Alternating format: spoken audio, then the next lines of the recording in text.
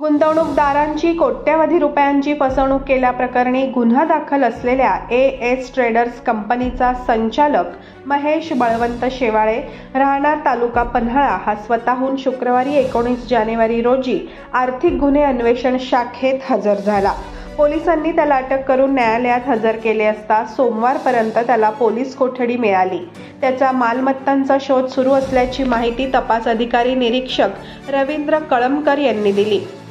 कमी कालावधीत मोठा परतावा मिळवून देण्याचे आमिष दाखवून एएस ट्रेडर्स आणि त्याच्या संलग्न कंपन्यांनी गुंतवणूकदारांना कोट्यवधी रुपयांचा गंडा घातला. शाहूपुरी पोलीस ठाण्यात दाखल असलेल्या गुन्ह्यांच्या सध्या आर्थिक गुन्हे अन्वेषण शाखेकडून तपास सुरू आहे. या गुन्ह्यातील मुख्य सूत्रधार लोहित सिंग सुभेदार याच्यासह 14 संशयितांना पोलिसांनी यापूर्वीच अटक केली असून अटकपूर्व जामिनासाठी न्यायालयात चकरा मारणारे संशयित संचालक आणि एजंट आता स्वतःहून पोलिसात हजर होऊ लागले आहेत.